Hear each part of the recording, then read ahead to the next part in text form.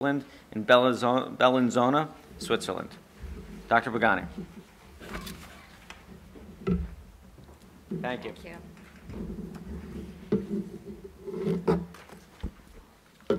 Good morning. On behalf of the International Breast Cancer Study Group and investigators worldwide, I'm pleased to present the joint analysis of TEXT and SOFT. When treating premenopausal women with hormone receptor-positive breast cancer, the optimal adjuvant endocrine therapy is still uncertain. Tamoxifen for at least 5 years is a standard treatment. Ovarian suppression, which means stopping the ovaries from producing estrogen, may be added. And in Europe, we use ovarian suppression more frequently than in the US. For postmenopausal women, over the past 15 years, clinical trials have shown that adjuvant aromatase inhibitors for 5 years are more effective than 5 years of tamoxifen. This treatment was not available to premenopausal women because aromatase inhibitors require low estrogen levels that occur after the menopause. And this can be achieved in young women with ovarian suppression. So IBCSG designed TEXT and SOFT to determine whether adjuvant therapy with the aromatase inhibitor Exemestane improves outcomes over tamoxifen in premenopausal women treated with ovarian suppression.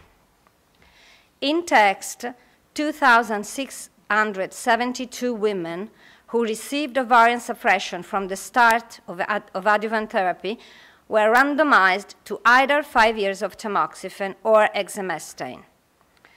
SOFT was designed to evaluate 5 years of tamoxifen alone versus tamoxifen plus ovarian suppression versus Exemestane plus ovarian suppression in women who did not receive chemotherapy or remained premenopausal after completion of chemotherapy. And 3,066 women were randomized. Women could receive adjuvant chemotherapy in both trials as agreed with their doctor.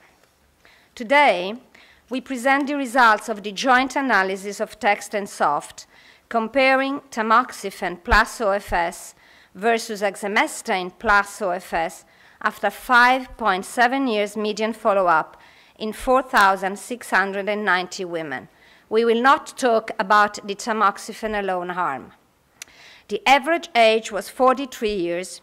42% of women had tumor in their axillary nodes, 36% had tumors larger than 2 centimeters, and 57% received chemotherapy.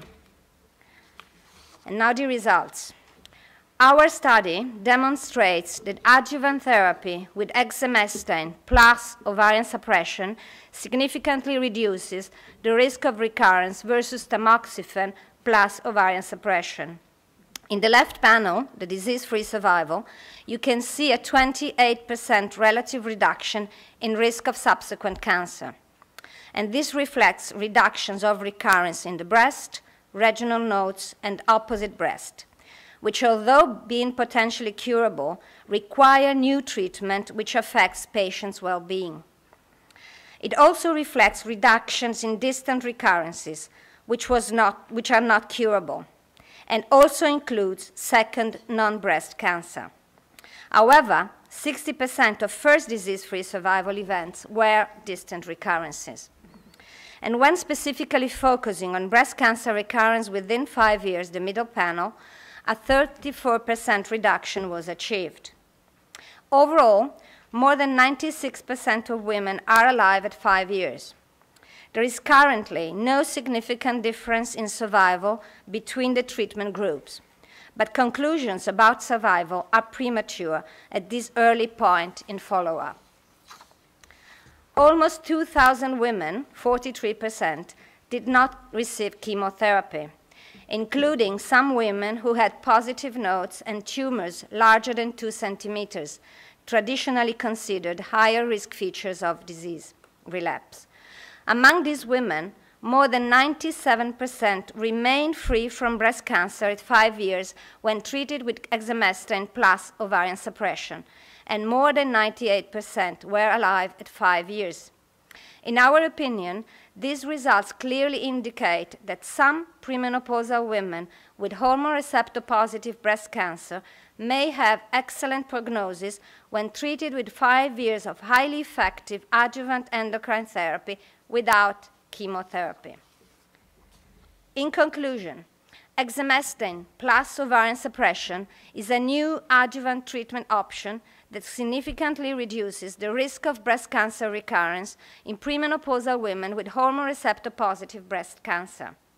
The study provides strong evidence to adopt this new treatment approach, in particular for those of us who routinely use ovarian suppression. But we need also to consider tolerability. In our study, side effects of Exemestane plus ovarian suppression were similar to those seen in postmenopausal women: joint and muscle pain, decline in bone mineral density, and menopausal symptoms. We also observed that frequency of severe side effects was similar between the two treatments, and self-reported quality of life overall did not favor either treatment. Of note, compliance was very good. Only 14% completely stopped treatment during the 5 years. Finally, follow-up continues to assess long-term prognosis and side effects. Thank you. Thank you very much. Thank you, Dr. Pagani. I do want to, remind everybody that we will have time for questions and answers at the end of the 4 presentations, and B, to provide just a little tiny bit of context, not that much is needed, remind you a little bit of the history of this. We have known since 1896, when Beatson reported the impact of surgical removal of the ovaries, that some breast cancers respond, that is, get smaller, when they are deprived of estrogen. I mention this because that's really the beginning of modern oncology, although not often reported that way. And in a way, that's the beginning of targeted therapy, although they couldn't measure the target estrogen receptor or the ligand, estrogen, in those days. So this is a long-awaited study that addresses a question that has its seeds a century ago in simply as, do young women need to be made menopausal to get the best possible outcome for breast cancer? And while this result will definitely support the use of ovarian suppression and aromatase inhibitors in those people who already believe that, ovarian suppression is valuable, you will hear discussion, I'm certain, later today on the fact that the tamoxifen alone control arm, which is a typical North American standard, is not yet reported.